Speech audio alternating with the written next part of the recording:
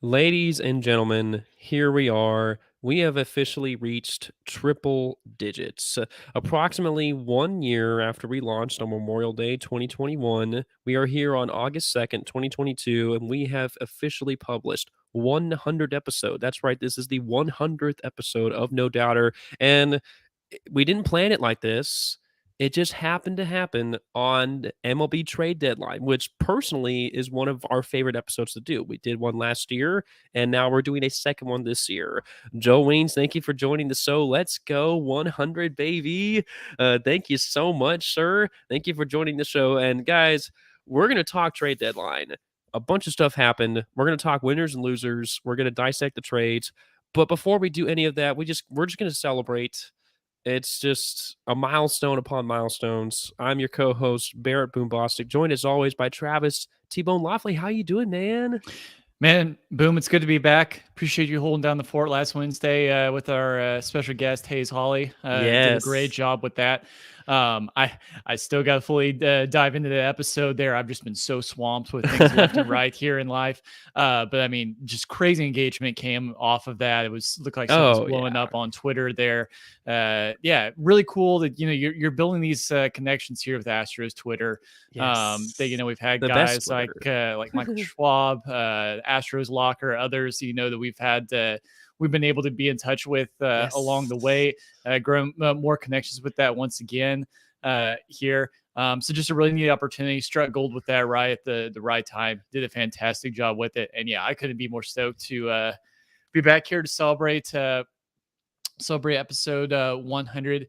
Talk a little bit of Major League Baseball trade deadline, how that all went down, and the deal of the century potentially here that happened. We will get to it. We will get to it. Yeah, we're not going to spoil it all right now, but certainly just a day that has to be talked about here, and we got to celebrate ourselves too, because yeah, we hit 100 episodes. We very much have still have a small ride or die audience that goes with us here. We build connections. We meet new people along the way here. This is really, truly just a small, as of right now, fun little passion project for the two of us here.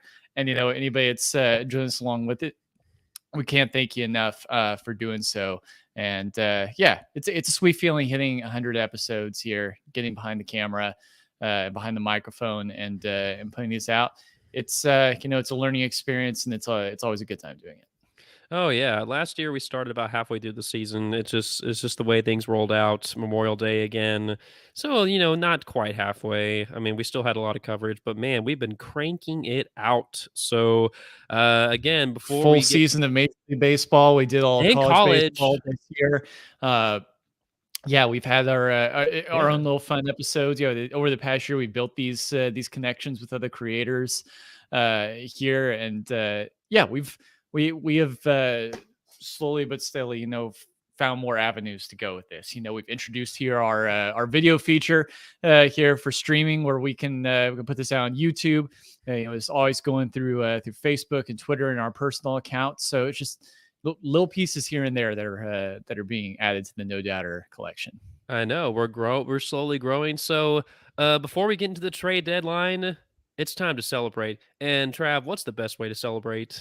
We celebrate the only way that we know how to celebrate here on No Doubter, which is through our favorite segment, which we started bringing back more lately, and that is called Pour and Score. Because friends, join with us here. Grab your favorite adult beverage. If you don't drink, you can also pick a beverage of choice that you just like to share with us here. But ultimately, the idea is that whenever you're enjoying America's greatest pastime, whether it's on your couch, if you're going old school in the backyard with the radio on while you're grilling, or out by the pool, or you're at the game itself, you need to enjoy a libation of choice while you're taking in America's greatest pastime.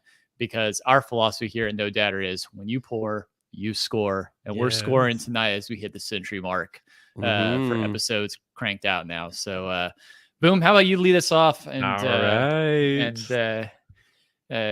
pour the first drink this evening for us? All right. So, I mean, I didn't grab a particularly special one for 100. Probably should have, but I'm just going with whatever I had. So, but it is still good. So, what I have here is, I'm going to start off with the glass. This is a Hard Rock Cafe San Antonio glass. When I was in choir, yes, I'm a choir boy back in high school. We went to San Antonio to sing, and I can't remember how old I was. I might have been in middle school even. But we went to the Hard Rock Cafe, and I was like, this is so cool. The Hard Rock Cafe is awesome. So I bought this. I don't know. I must have been 15 at the time. Yes, yes, Joel, I am a nerd unapologetically. And so I bought this and I gave it to my parents because I was well under drinking age. But when I became drinking age, they gave this back to me. So this is a very special glass. I have owned this for a very long time. But as you'll see, Trav, do you know what kind of it's a beer glass, but do you know what specific beer goes in a glass that is shaped like this? As in like type of beer or the way that Yes. it's okay. I want to say that I'm just gonna guess that's a lager glass. You're close. You hit the right part of it. Pilsner. Yes. Ding ding ding ding ding. There we go. Th- Just step up. This is a pilsner is a lager, so you were in the right. All half of pilsners it. are lagers, but not all lagers are pilsners. That is correct. Beers are either ales or lagers. So this is a pilsner glass. I do not drink out of this as much as I should. I buy predominantly IPAs, but You're a hophead. We both are. So yes, but pilsners are a great lager equivalent because they've got some bitterness to it. But I'm going to be drinking a pilsner out of a pilsner glass. So, ladies and gentlemen, from Fort Worth, Texas, I had a Fort Worth, Texas Martin House beer last time, and I'm going to do it again. Martin House Pils. It is their pilsner. This is a Fort Worth beer. I tagged them on Instagram and they answered back. So I'm going to give them some extra love. They were like, awesome, man. Thanks. So I appreciate the shout out, Martin House. Going to give them some love. Yeah. We don't just throw out brands here on No Doubt. No good content creator throws out brands just randomly and whimsically. We if you if you show us some love, we show you some love. That's how it works around here. Exactly. This is 4.2 ABV, so pretty low alcohol, 11 IBUs, so just a tad bit bitterness. Pilsners tend to have a tad bit bitterness, but Martin House, what they say about this is the ultra premium lager beer. They say, we've dreamt of having a year-round pilsner around here at Martin House for quite a while now. It took many test batches to perfect the Martin House Pils, and we've landed on a solid, flavorful pilsner that you can enjoy all day long. This easy drinking summer sipper is available starting this week forever in 6-packs. There you go on draft. Don't know exactly when they wrote this, but that's not the point. The point is that this is the perfect summer beer as they describe. Now, I'm going to be perfectly honest. I have had this beer a few days ago, so I'm not breaking into it, but I'm going to give a fresh taste of it. Boom, boom, boom, boom, boom. This is a huge glass right here, so I'm going to give plenty of head to it. Look at that. Oh, yeah.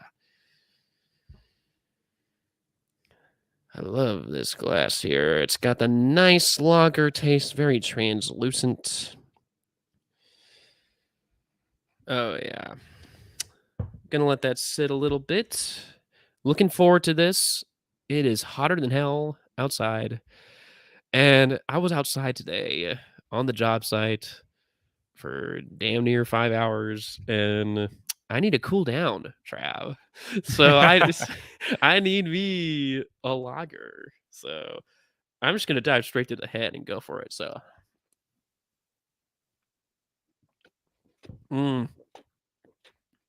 very refreshing.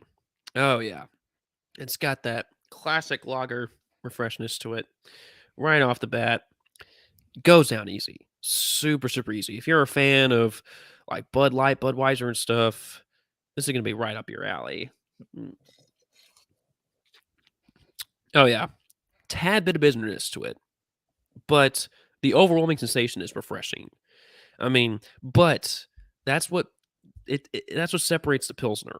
It's not like a lager straight up. Now, if you don't want any bitterness, I wouldn't go with this, but the bitterness just gives it an interesting edge to it, but it is not predominant. You can just drink this. It's got a good taste to it. It's a good Pilsner. I'm going to go ahead. I'm going to give it an 8 out of 10. I mean, I've had many Pilsners, and this is about as good as it gets. I mean, it's hard to differentiate Pilsners for me between really good ones and real bad ones, but this is a solid one, in my opinion. So 8 out of 10. I am a hophead. So again, Martin House Pills from Fort Worth, Texas. It is refreshing. If you want to cool off after being in 100-degree heat for 5 hours, this will do the trick. There you love it. go. I'm gonna turn it over to you, T Money. What are you drinking to celebrate 100? Well, as I told you in the green room, because we have hit 100 episodes now. Got to celebrate with the finer things of life. So, as kind of has been the case with many of the episodes as of recently, I'm drinking a lot more wine. That's the case tonight, Ooh, as I'm going to be here out of Justin Wineries on yes. Paso Robles, California. We'll be having their Sauvignon Blanc. So, it's Yes. Central Coast 2021, as I said, but produced and bottled by Justin Wineries, Vineyard and Winery in Paso Robles, California. And if you know anything about wines, especially on the white wine side, many of them lean on the drier side, and they go really well, by themselves, or just with kind of lighter things to eat, and things like chicken, salmon, roasted vegetables, potatoes, things of that nature really pair well with it. And so I thought I'd break it out tonight here at here on the show. So I'm gonna pour myself a little glass here to start. I think white wine is a good choice in given the heat that we experience. So Oh, absolutely. I've really been yeah. working on expanding my wine palette as of like the last year or so, and especially this summer, gone to the white wine side just because it's hard at this point when you're in the middle of summer that to really want to drink something heavier on the red side. I mean, like come the fall and the winter, that'll feel nice, but right now, still just a little too heavy for that. Um, but yeah, I'm really a fan of Justin Vineyards. I've had their Cabernet before, which is really really solid. I think it's one of the best Cabernets you can buy, uh, both for its value and then just the flavor that comes from it. But go ahead and take a sip here.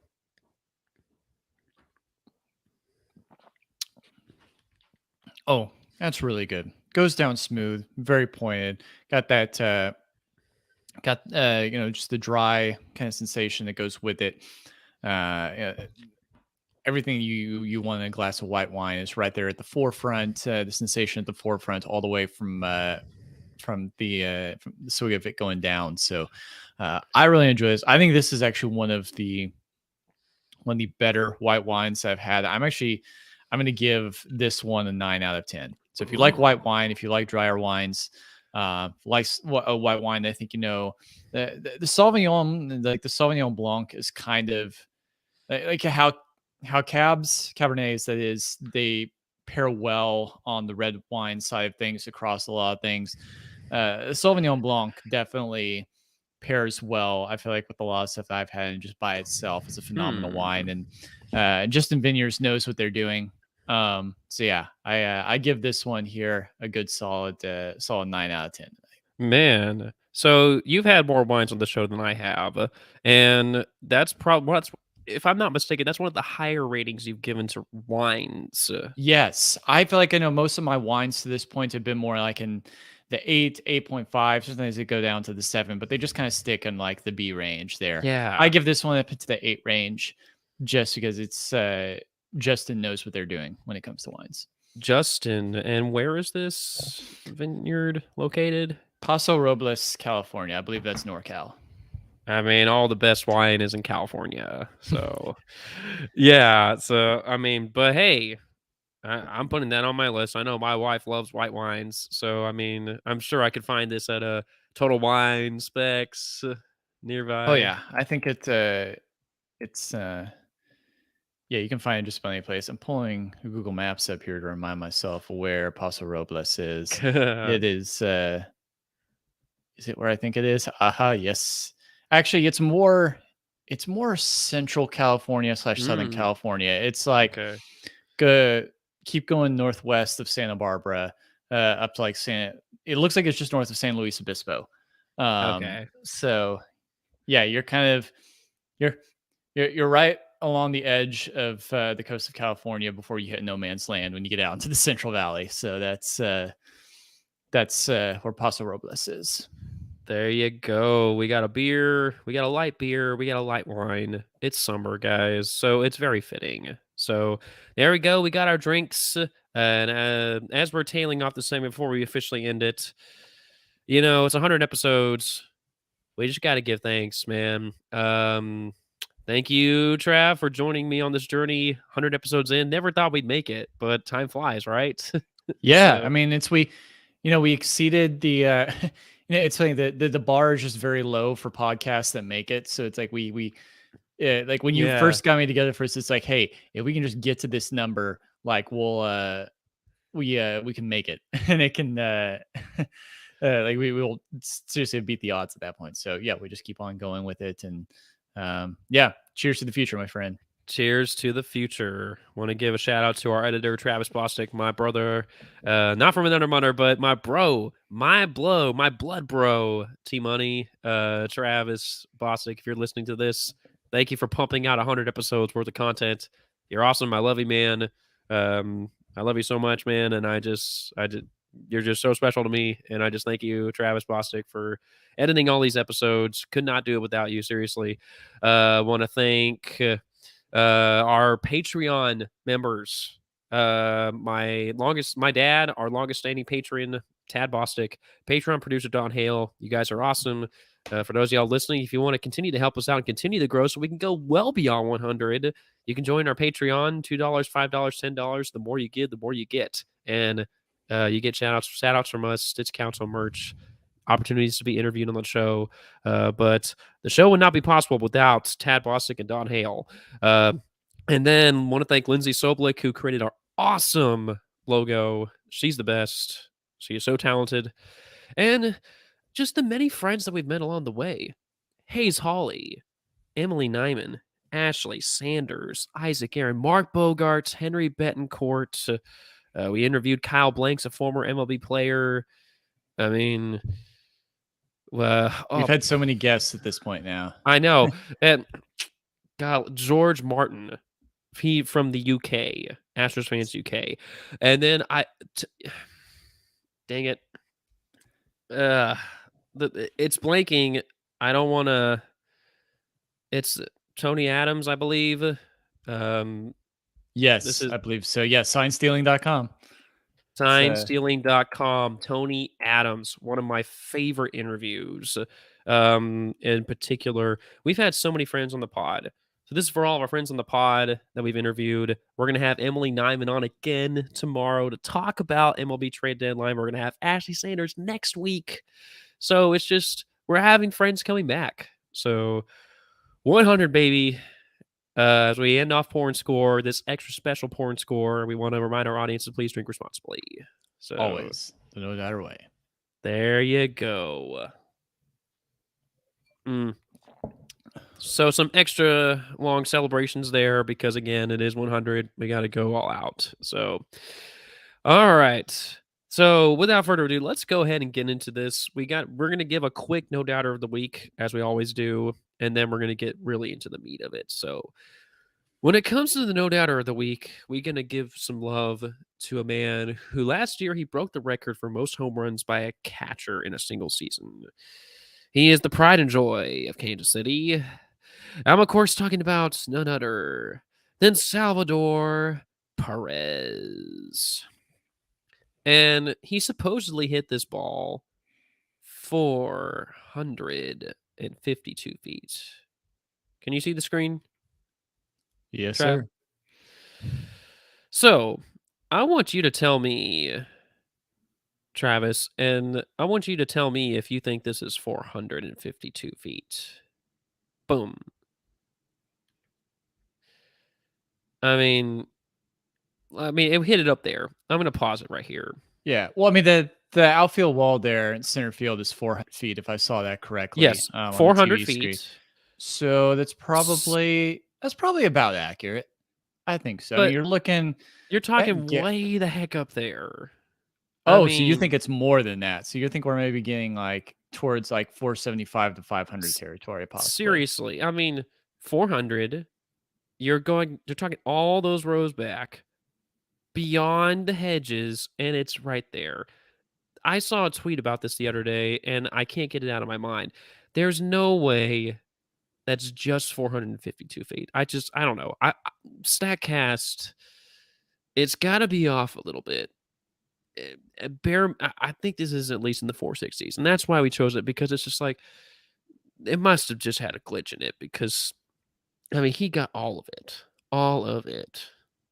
Salvi Perez, way to go! The first time he's been no doubter of the week.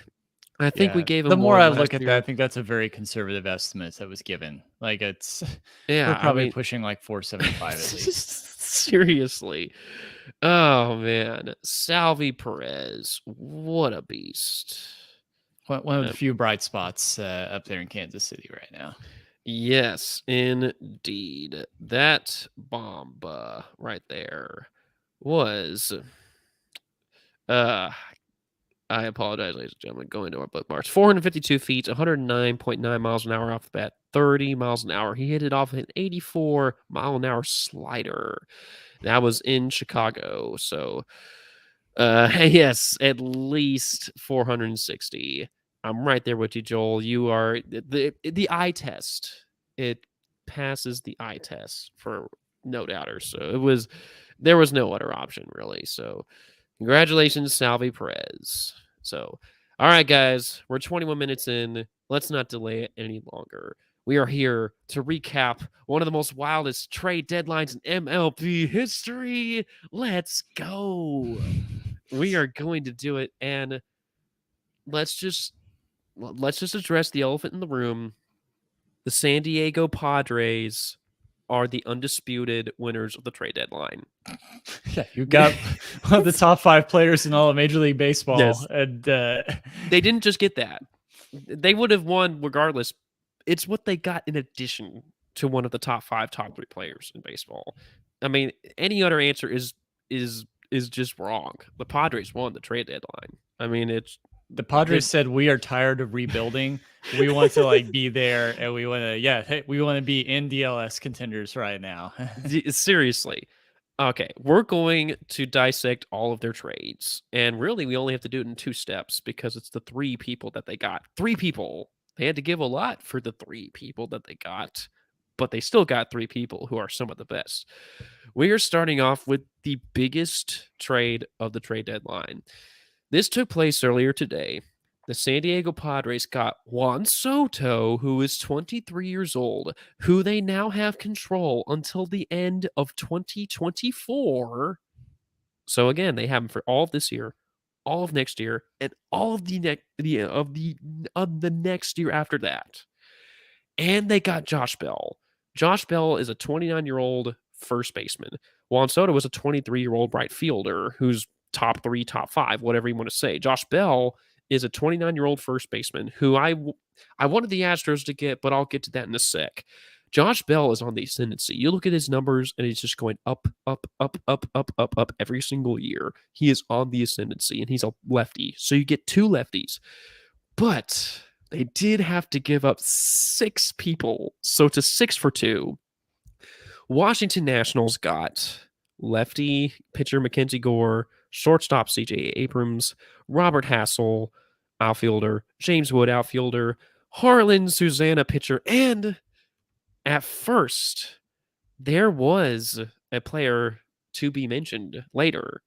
And at first, it was Eric Hosmer, but Eric Hosmer has a no trade clause. And he said, heck no. I don't want to go to DC. So they're like, fine, we'll find somebody else.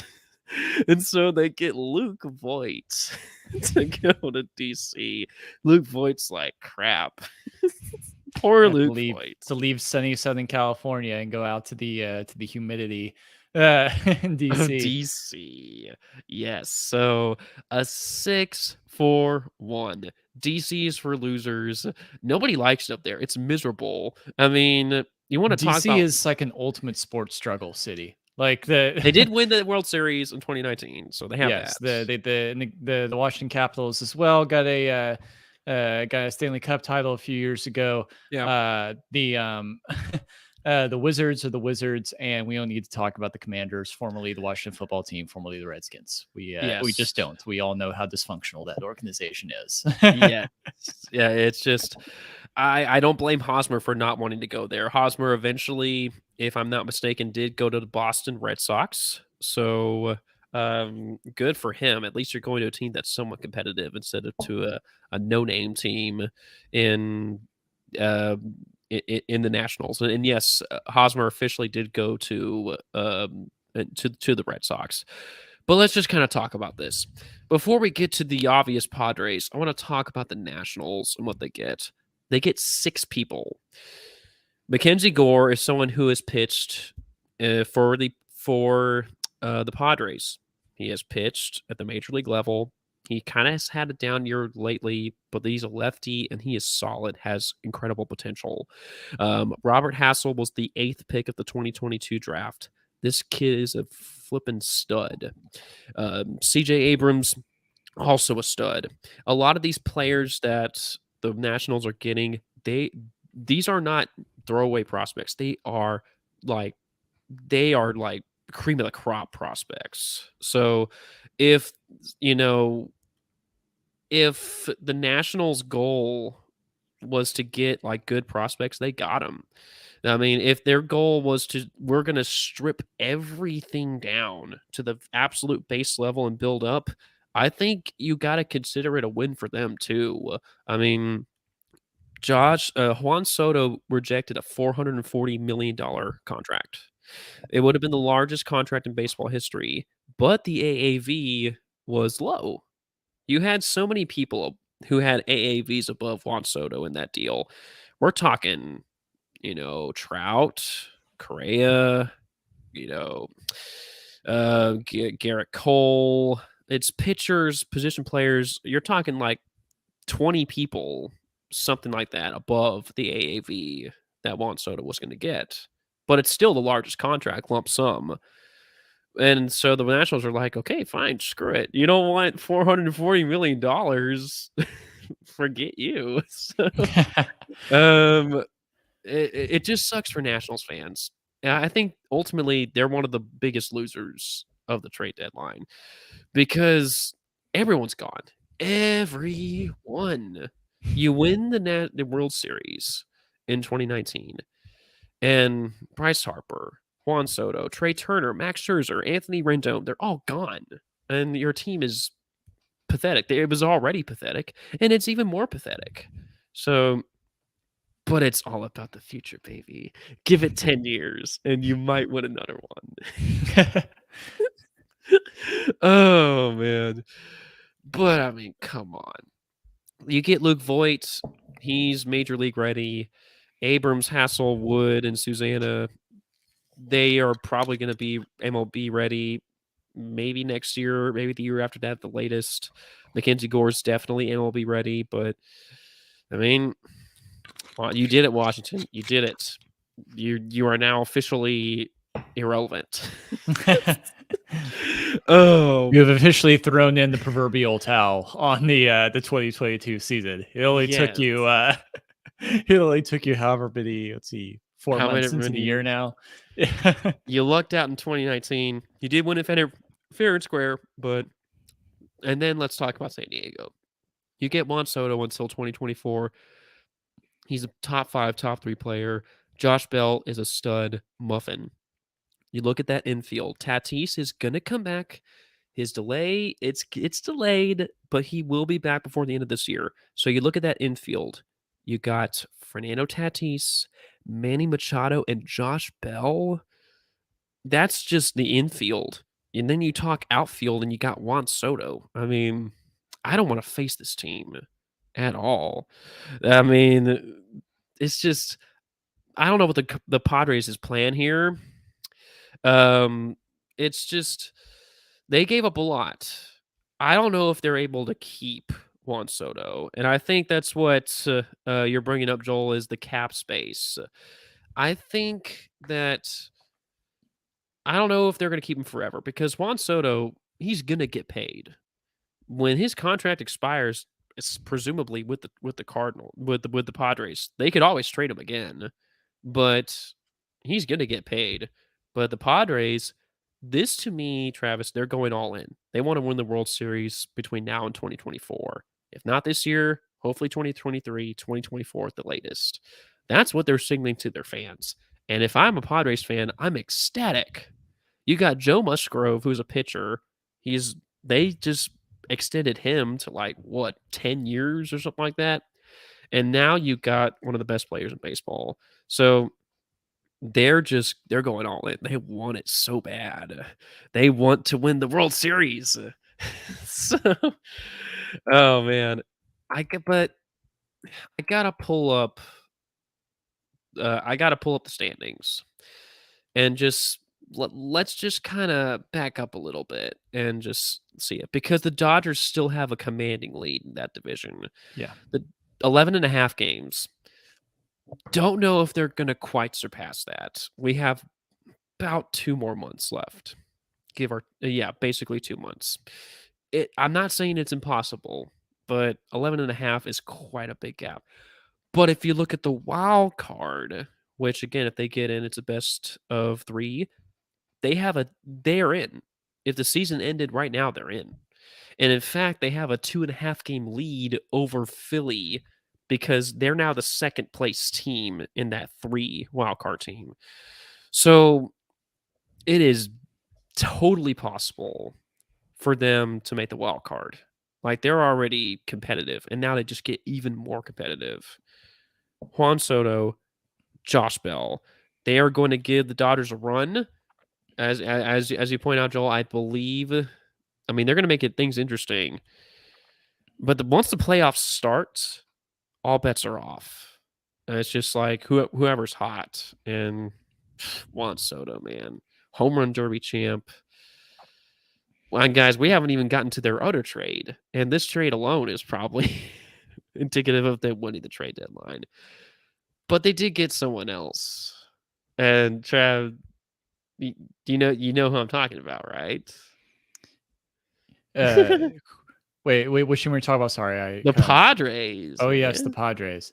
Yes. Who did they? They got one of the best closers in all of baseball. Yes, let me pull I'm up, of course talking about Josh Hader. Yes. All right. So these 3 people alone are why the Padres won the trade deadline. Josh Hader is one of the best closers in baseball. Period. End of story. Now he's had a rough couple of starts lately, but when he is on, he is the best closer in baseball. That's it. Edwin Diaz is probably the best closer right now, as of recent, for the Mets. But Josh Hader is still a stud, and he's way too young to not make a bounce back. San Diego Padres, this was yesterday, they got Josh Hader. And in return, the Brewers got relief pitcher Taylor Rogers, pitcher Robert Gasser, left fielder Esteury Lariz, and then relief pitcher Denelson Lamet. I probably screwed up all of those names, but I don't care. So, oh man, if I'm the Brewers they still want to be competitive. Travis, they're still in first place in their division. They have a 3-game lead over the Cardinals. What a complete buzzkill for the Brewers. You give up your best reliever for a bunch of prospects. I mean, what are you doing? Like, do you want to win or not? Yeah. Man, it's the Padres are a scary team at this point.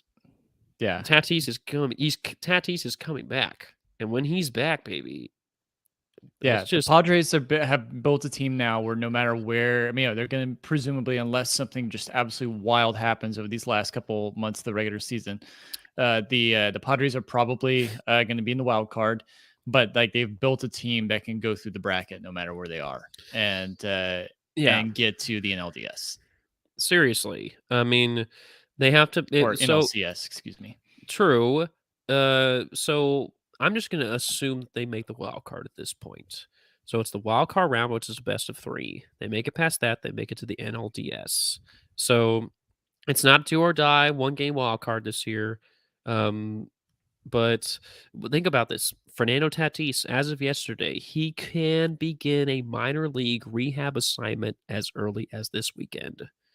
So he could potentially start this weekend, give it 1, maybe 2 weeks most. You're talking about Tatis coming back by the end of this month.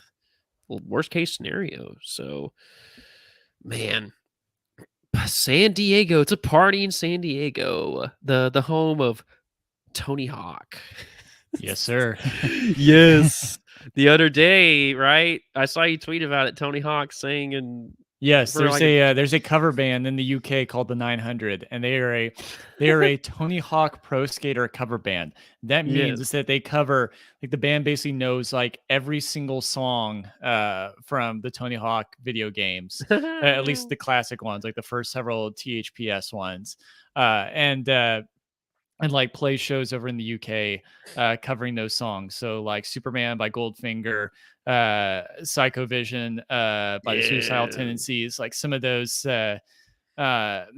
songs they cover live. And yeah, so Tony Hawk showed up at the gig and yeah, What the sang heck's with the he doing band. there, man? Probably some appearance that he had out in the UK. So Oh, epic.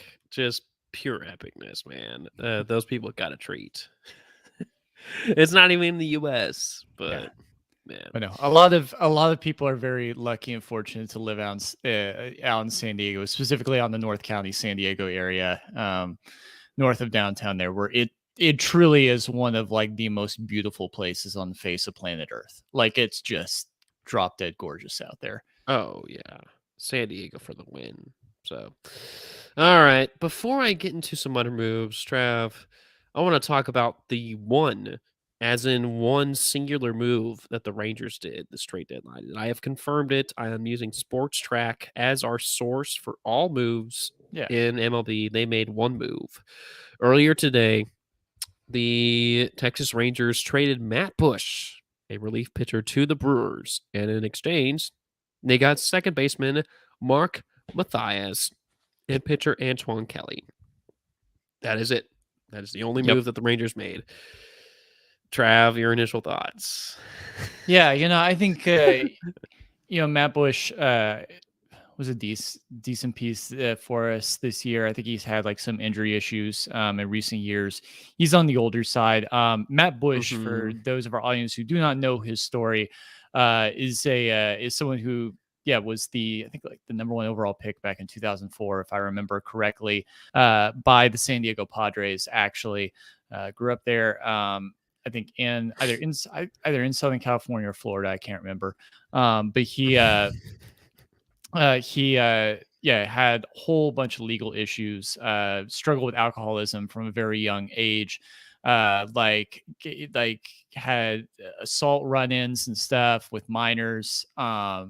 There he hit a elderly man on a motorcycle at full speed, like way over the blood alcohol limits and stuff. He and this time 10 years ago was doing prison time. He was released in early I think he was released in fall of 2015.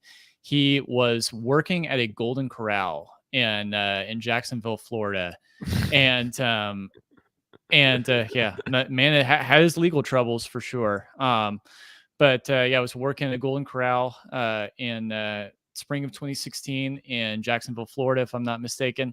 Did not have a driver's license. Basically, he was a free man, but he was basically like locked down, like at home. I think was living with his dad, and could go to work, and that was it. And scouts found him at that Golden Corral that he was working at in Jacksonville, Florida.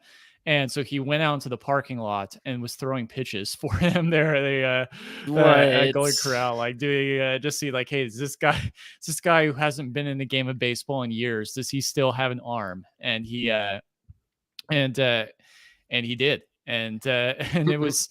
I was actually at the first ever game that he came in relief in when he got called up Wow. with the Rangers, and it was the game the night before the punch heard around the world when the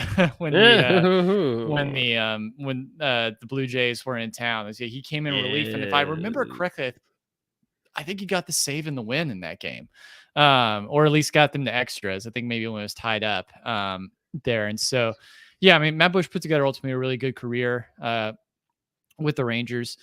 He has not been the best, most reliable piece of our bullpen. I don't feel like this year, but we get presumably a couple of decent pieces here from the Rangers. I don't know if it's so much you're getting a lot in return with letting Bush go. Is it's almost like they're thinking 2 or 3 steps ahead in terms of like what these pieces allow themselves for come free agency, and how they see these fit in with like the rest of their comparative to their farm system and everything. Kind of helps them. It's just like a cog in the machine in terms of like evaluation of talent and everything. But I'm not against it. I think the real big talk was, hey, would Martin Perez be on the trading block Yes. for his team? But I I'm think glad. for somebody of Yeah, I'm glad he's still on your team. Martin Perez has just been a fantastic story this year, having the best year of his career. Returning back to the Rangers this year, the expectations were not high at all for him, and he's come in. And he's just like absolutely risen way above those. Yeah, and we'll yeah, I think this Martin Perez, the whole idea of like, would you trade him away, is more of it just it would what have you been a. would get for It what you would have would been a. get for someone of like that kind of Yeah. caliber, the player that he has been this year. Yeah. What would you get in return for that was just not as much kind of in line of what you'd be giving away with him. And I think with Bush, it's a more kind of conservative move to let him go. But Yes. Matt Bush, from all indications, I think has like completely turned his life around. At this point now, he's been an upstanding citizen and back into the world now over the past 6 years, has rehabilitated himself, does his job, has a new outlook and purpose on life, and just has been like a cool redemption story for the Texas Rangers. So wishing him the best up in Milwaukee. Yeah. But looking forward to the future. Yeah, he needed a passion. We need passion and purpose to drive us in life. And I think there's no purpose sitting in a cell and serving. Yeah. There's purpose for doing your time, but I mean it's like in the best world, people can rehabilitate themselves, and then as appropriate receive like the privileges and rights again of free life and everyday life and stuff. And so yeah, congrats to Matt Bush on a great 6-year career here with the Rangers. It's been fun seeing him do what he did here, but wishing him the best. There you go. For me, this signals them out with the old, in with the new. Yes. We're gonna the Golden for some maybe, but for me not so much. Yes, Yeah. that'll turn anyone's life around. Just go work for Golden Corral or earn an honest living, flipping patties. Yeah, whatever. Yeah, But I didn't flip patties, but I did that for a summer working at Sonic. I out oh, on roller skates in the middle of the Texas heat and serving. did serving you people's or food out did you there. not spill or I don't think I ever once did spill. I had an amazing like run in near once miss that they were like I literally like pirouetted and spun like 720 Matrix? degrees on Yeah. my skates, but still kept the tray and all the food in my head. So I don't know Hey, how that man. happened. But There we you go. digress. We digress. What the Rangers get back is they out with the 36-year-old Matt Bush and in with the 27-year-old Mark Mathias. He doesn't have a whole lot of game playing experience. He has played at the major league level for a whopping 22 games between 2020 and 2022. But while his numbers don't scream excellence, he only has one home run in 22 games. In those 22 games, his career numbers are 231, 226, 346. So, You but know this what you're guy, getting. I Low mean, risk, high reward. the sky is the limit. He's 27. And the thing about Perez is it would have been a sell high situation if you would have tried to go for him. I mean, he did make the All-Star game. So, but you are keeping him, which I mean, it's great to have him, but and then Antoine Kelly, who you also get, he has yet to make an MLB debut. So, I mean, yeah, I mean, it is what it is. When it comes to the Rangers, you just gotta hope that they have good contingency plans. I don't. I just they've never been really a team that has been competitive at the trade deadline. They did trade away Gallo last year, so they did max out for them, which to their good for them. I mean, they got a lot from the Yankees at that point, but I mean, this year it's I mean, they could have got, but it's like, who could have they? You got to think about the other side. Who could they have given it away? They're 20 games back right now. Their offense is about as good as it gets when it comes to just their numbers, but their pitching needs a lot of help, a lot of it. Um, but yeah, it's just so many of their games just been like one-run games that they've just blown. And the pitching is going to definitely help. So let's hope that Antoine Kelly pulls through. Let's hope Mark Mathias pulls through. Let's call up Jack Leiter. Let's call up Kumar Rocker.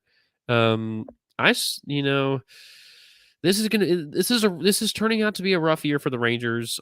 There's no way to sugarcoat it. They're 20 games back in the division. They are 8 games back from the wild card. Ugh, oh man. So this isn't going to help you out in the immediate. Man, if I were a Rangers fan, I would just be like, "Come on, Josh Young. Come on, Jack Leiter. Come on, Kumar." I mean, I just want the young blood in this fight. I don't know. What do you think? What do you think?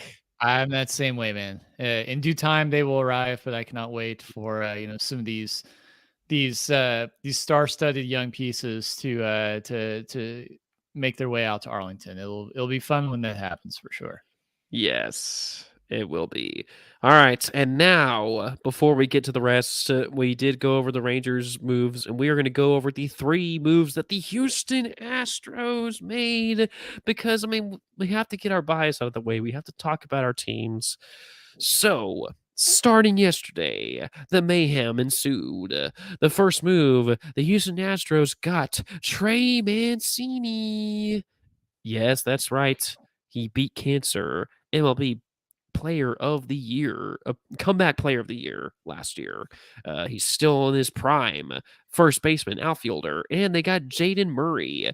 This was a 3-team trade. They are rare, but they do happen. The Baltimore Orioles got Seth Johnson and Chase McDermott, and the Tampa Bay Rays, who were somehow in the middle of this, got Jose Siri. First off, 3-team trades. I don't even know how. Like, what do you do? Conference call? Like, it's like, all right, hey, hold on. It's like a hold. Let's add a call on our iPhone here. I mean, it's just, I mean, I don't know how these things work. Like, you're under the gun, but for some reason it did. But it's just, whatever. I'm not even going to try to imagine it. But let's think about the Houston Astros. Trey Mancini. I'm gonna admit that I was on the Josh Bell bandwagon. Yuli Gurriel is a first baseman. His contract ends this year. He is old. I'm not saying he's like a dinosaur, but um, his contract expires this year. We have to move on into the future. Trey Mancini is a rental. I think After this year, his contract expires. So he is definitely a rental. We couldn't extend him. Here's why I love the Trey Mancini trade. Trey Mancini, he has been robbed. And you want to know why he's been robbed, Travis? Because Baltimore decided to move their left field wall 30 feet back.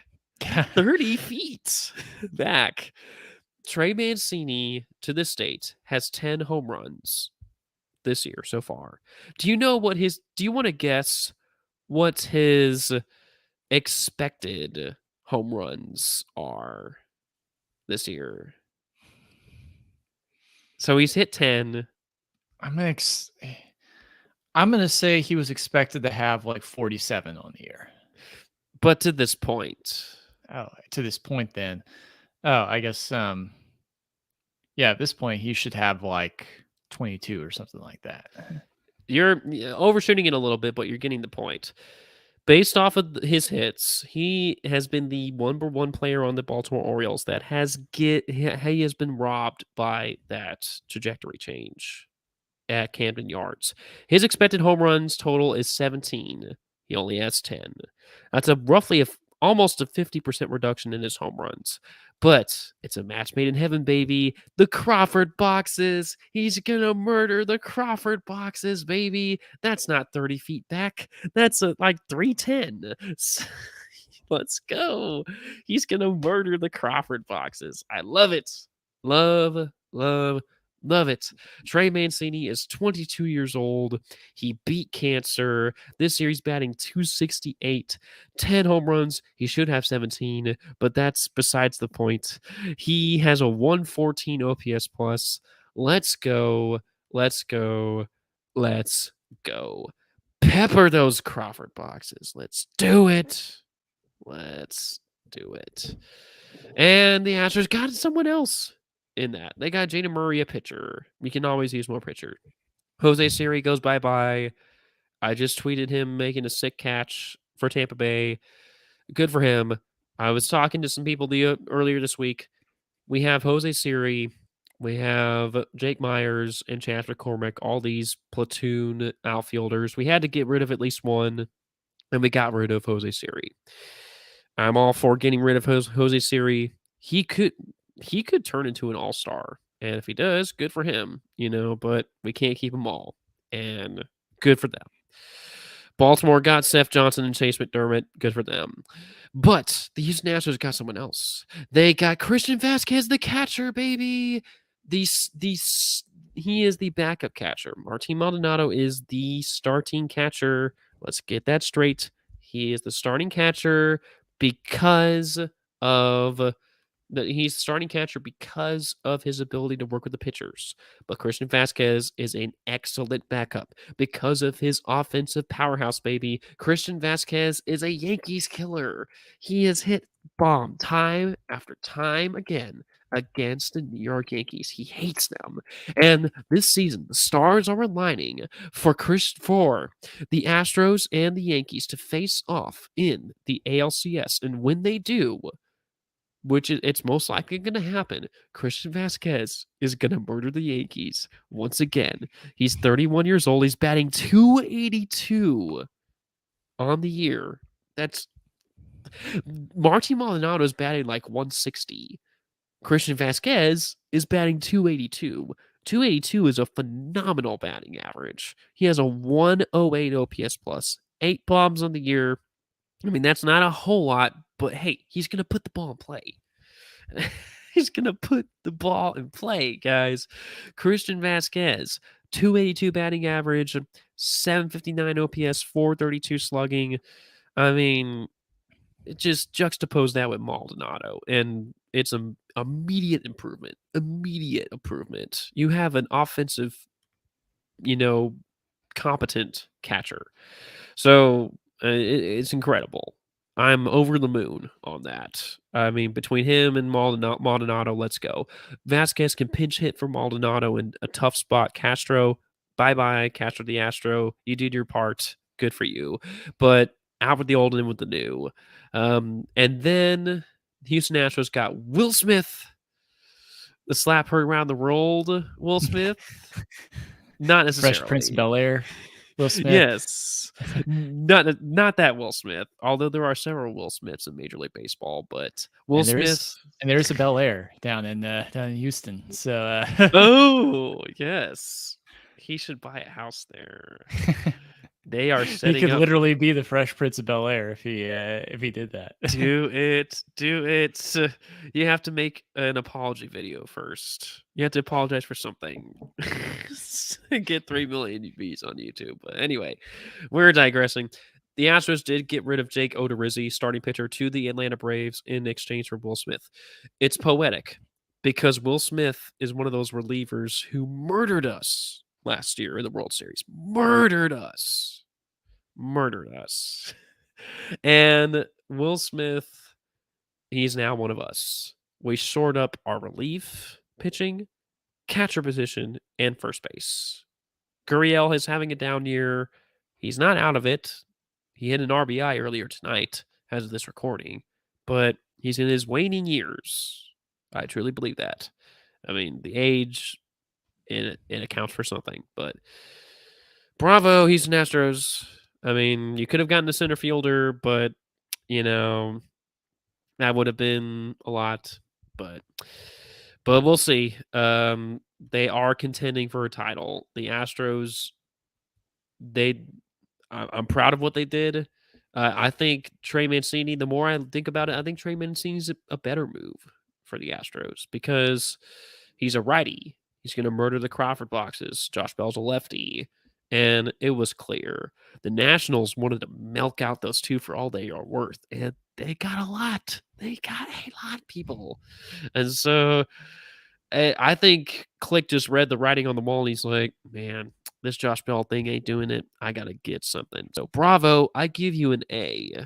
I give you a solid A. Click. In Click we trust, right? Clickety, clickety, click. So, all right, we're going to touch base on a few other trades because there was quite a bit. Philadelphia Phillies got Noah Syndergaard away from the Angels. I mean, the Angels, at this point, you might as well just say bye-bye. I mean, they're just, if you're not rock bottom, you might as well give up everything, right? So, the Toronto Blue Jays got Whit Merrifield from the Royals. Whit Merrifield is not vaccinated. He's going to go to Toronto. So, you know, is he going to get vaccinated because he has to move to Canada now? We'll see. But it's an interesting thing that you have to think about because, hey, you didn't want to get vaccinated now, but now you got to go to Canada. So you have to, right? Yeah. Yeah, kind of a bit of a predicament here. Yeah, we'll see how he navigates that, but that's kind of beside the point there. So, several other moves. We have to talk about the Boston Red Sox and their moves, and this is hilarious. It is hilarity. The Boston Red Sox, they can't catch a break this year, and this year is very disappointing in a lot of respects. Now I know the AL East is stacked, but still, it's just really to best sum up what the Boston Red Sox have gotten. I'm going to pull up a tweet by Jared Carrabas. Jared Carrabas is a famous Red Sox fan, works for Barstool. I mean, he's a great follow. He has a podcast called Baseball's Dead, which is phenomenal. Oh, man, I got to find this because he describes who all the Boston Red Sox got in their trades. And it's not even going to give their names, but it's going to give really what these players are known for. I'm almost there. Man. Dang it. I'm going to have to. They did get Tommy Pham, which. And here's the thing. The Boston Red Sox, you were like, are these guys were supposed to be sellers, but they're getting Tommy Pham, which he's supposed to be an upgrade. I mean, what are we doing here? Uh, it's like, I mean, you either go all in or not. You can't just go half in, half out with nothing. But basically, I'm not finding this tweet, even though it's hilarious. They got a guy, a catcher, who was convicted of jerking off in a Walmart parking lot. Okay, Yes, then. that's right. You heard that right. This is not a joke. This is the catcher they got, not from the Astros, but they got him to supposedly replace Vasquez. Way to go, guys. It's like, I mean, oh, okay. I found it. I found it. Yesterday, Jerry Carabas said, so far the Red Sox key trade deadline additions have been a guy who slaps people in the mouth over fantasy baseball and a dude who jerks off in public. Back to you in the studio. It's like The dry humor dripping from that tweet is perfect. seriously, that tweet got 14,000 likes and it deserved every single one of them. It's hilarious. Like, Reds, I mean, Isaac Aaron, our friend of the pod, like, he was tweeting yesterday. He was like, I hate everything. It's like, Yeah, what a tease of good a year job. this has been for Red Sox fans. I mean, yeah, you start out kind of slow, then you're heading into late spring, early summer. It seems like your team's on a resurgence. Then it just comes crashing down, and then now it's just you're shedding talent. It's Yes. Oh, man. You could have done so much, guys. I mean, and you could have. this is why Yankees fans just lick their chops at the at the Red Sox being the butt of jokes that they are. Seriously. But hey, at least you got Eric Hosmer. So, Yeah, you according got to somebody. you got somebody, but I had to give that tweet credit because it's just hilarious. It describes it perfectly. So, But yeah, oh man. where's the sad trombone sound effect when you need it? And another trade that happened. Joey Gallo is he's gone. Bye bye. You get to grow your beard. He goes from New York to California. The Los Angeles Dodgers get Joey Gallo. That is right. Joey Gallo for Clayton Beeter, a pitcher. Goes Hey, to the New York Texas Tech's very own Clayton Beater. There you go. He gets to shave his beard. I mean, I didn't know he had one. But if he did, he has to shave it. I love this for Joey Gallo. He's way too talented to not be good. I think Joey Gallo is just going to come out of the woodwork. He's going to grow his beard again, and like Lazarus, he is going to get his power again. Yeah. The Dodgers are I mean, the Dodgers are a large market team like the Yankees are, but I think the Dodgers culture and just life out there in LA is going to be so much more Oh of a yeah, fit for it's like you have the big media but out there, but it's more I feel like the personalities out there in terms of like sports media are more jovial and it's more of like embracing of like, kind of like the party atmosphere and, the LA yeah, life and everything.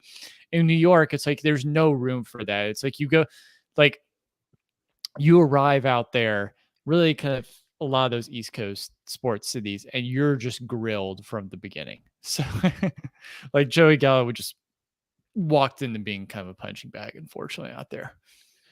seriously. But I love this for Gallo. I know he's a true outcome kind of guy, but he has put great numbers for the Rangers. Who Pretty solid knows? defensively as well. So, He's got a cannon of an arm. oh yeah. So, um, I wish all the best for Joey Gallo. I hope he can walk and hit more home runs. Those are the only two Absolutely. alternatives. So, let's talk other trades here real quick. The Yankees did get Frankie Montas and Lou Trevino. That's a starter and a reliever, respectively. You got to consider the Yankees one of the winners of the trade deadline. The Yankees got Andrew Benintendi, an excellent high batting average outfielder Frankie Montas, Harrison Bader, Lou Trevino. I mean, these guys are going to be awesome. So, I mean, we'll have to talk with Emily Nyman and see what she thinks, but I think they did pretty solid. Uh, just going back to Joey Gallo, I have to bring up an interview of his. So this was an interview for Joey Gallo, and this is going to explain why this is good for Gallo. An interviewer asked, "Are you ready for the trade deadline to be over?" And he said, "Yes, we'll see what happens, et cetera, et cetera." The interviewer said, "Have you been living in Manhattan?" And he said, "Yeah."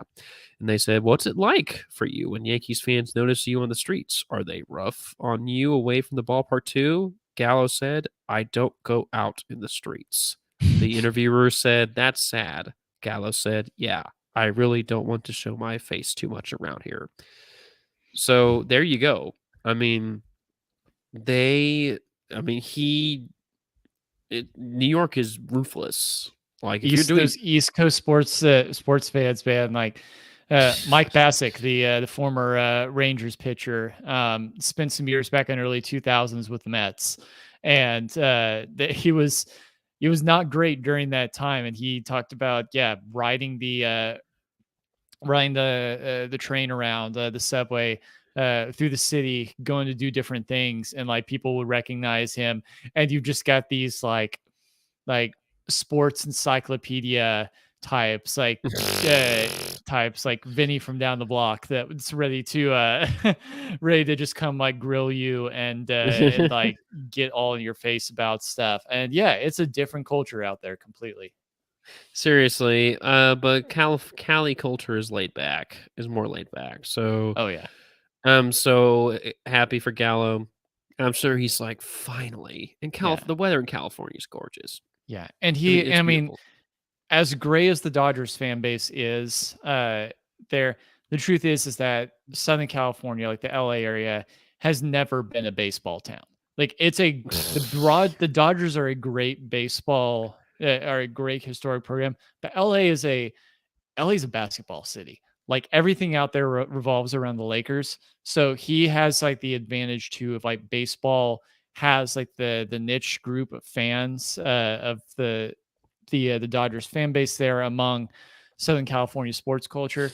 But it's not going to be like a place like New York where it's like, hey, those are just sports fans in general. They eat, sleep, and breathe anything that has to do with the NYC metropolitan area out there, sports wise. So it'll be different. I think good for him in that regard. A change of scenery and a change of culture. And a change of scenery and a change of culture. There you go. So good for you, Gallo. Yankees, it's good for them. They're definitely one of the winners. When it talks about losers, the losers are definitely Nationals fans.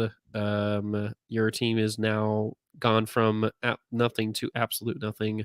The Phillies, they have to be one of the winners because the Nationals are now a weak dog. The Phillies, for the rest of the season, they get to play the Nationals 11 times. And they're just going to beat the crap out of them. And the Phillies are on the insurgency. The Phillies are 10 games back in the East, but that's not the important thing. The important thing is they are the number 3 team in the wild card if the season ended today. They get to beat up on the Nationals 11 times. So they are probably going to be that number 3 spot unless barring catastrophe. So Phillies, we might just see you in October, baby. So you get to reap the benefits because you play the Nationals far more than any other team.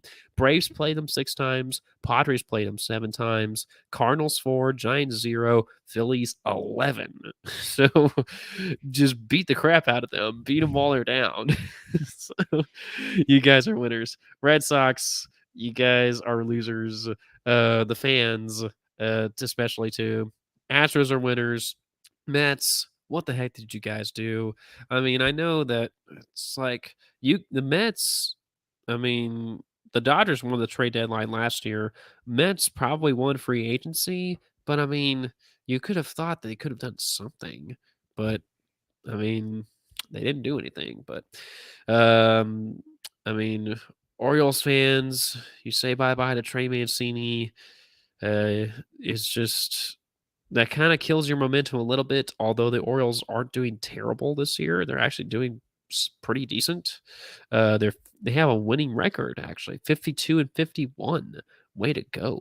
So, but losing Mancini is a huge blow. They're 2 games back in the wild card. So, I mean, Who saw that coming into this year? Like we we did not give the Orioles a fighting chance. I mean, we'd relegated them to like Royals seriously. and Buccos territory. Like that was the Orioles were not in our 2022 MLB wild card contenders bingo card. Seriously.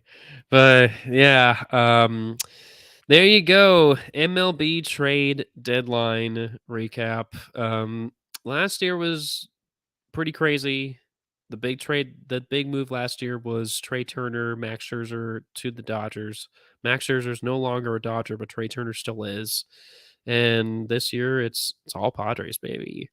Man, after the trade deadline happens, I just can't wait for October because now we have a 12-team playoff. And man, Juan Soto, he's gonna play in October again. And when he does, we all know it's no longer gonna be Joe Buck, but someone will say he's 23 years old. And they'll remind everybody of that like 10 times. He's only 23. So it's gonna happen. But man, it's gonna be awesome. As we kind of wrap up this segment, we're just gonna give you our quick rankings. Phillies, they're number 10, guys. They are here. They are on an absolute resurgency.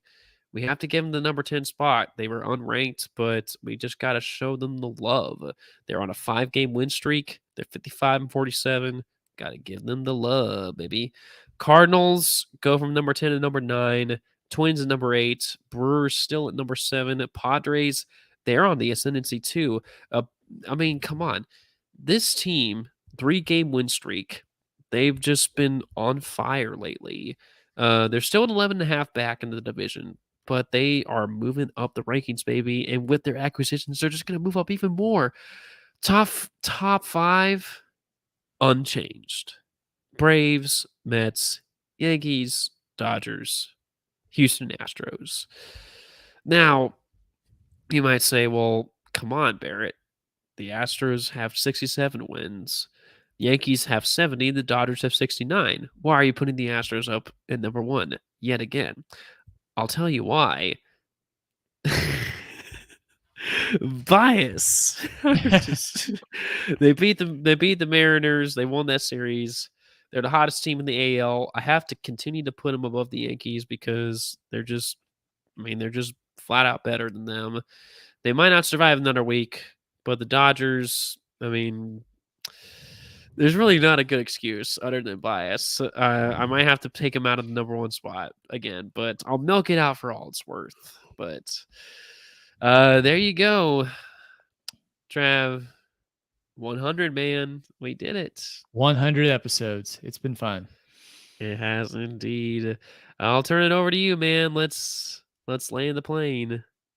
Yes, sir. It has been another great episode, friends of No Doubter. We cannot thank y'all enough for joining us here on our 100th episode tonight. If you tuned in live with us, or if you're listening to us on Spotify or wherever you get your podcasts, can't thank y'all enough for being along with this ride. We'd love for you to tell all your friends here about the show. And there are multiple ways you can do that here as we wrap things up. So first off, make sure that you are subscribed. If you're not already after all this time, wherever you get your podcasts, we're there. So you do not miss out on any future episodes of No Doubter. Leave us a 5-star review. Let us know how you're enjoying the show. Leaving reviews is ultimately a big thing, I think, for like the algorithm in terms of content creation and helping get this programming more visible to more people. So please, if you've listened to this for any period of time, leave us a review, start getting that pushed out. Make sure you like us on Facebook, follow us on Twitter and Instagram, both at No Doubter Pod. Boom and myself are on Twitter at Boombostic21 and at Travis Loftley, respectively. YouTube channel, make sure you're looped in there. Our Patreon community, we talked about that earlier. Would love for you to take a look at the different options that we have there. For as low as just several bucks a month. Up to a little bit more of an investment here. We've got these different tiers that bring you different benefits of being part of the No Doubter community. Love for you to take a look at that. Once again, shout out to our longest standing patron, Mr. Tad Bostic, and our Patreon producer, all the way to the legend tier, Mr. Don Hale. Cannot thank you two fellas enough for what you've done for this show to this point. Our merch partner at TeePublic has done a fantastic job at putting together a store online filled with t-shirts, mugs, hoodies, baseball shirts, crew neck sweatshirts, phone cases. The list goes on and on and on of different items you can get with No Doubter logo on there. You get some swag for your everyday life, a mug for home or at the office there for your coffee. It just helps spread the word about No Doubter and the programming that we offer to baseball fans of all stages. And then you'll see all those important links in the description below. Boom, we've landed the plane. How about you deplane us this evening? There you go. Ladies and gentlemen, welcome to your destination of Tradeville. I don't know. It's that I'm bad at improvising, but before I land the plane, thank you to Joel Weens for joining us and commenting on the show. You're awesome. Please join us again. We'd love for you to live comment on the show again. But as we go into the week, guys, we got Emily Nyman tomorrow night. She's a favorite, so join us tomorrow night. Watch our beautiful faces as we have her on to talk Yankees, all that, and trade deadline, and many more. So until then, go into your week. I know it's hot outside, but do it the No Doubter way. Bat 400. Always swing for the fences. We will see y'all tomorrow night. Let's go.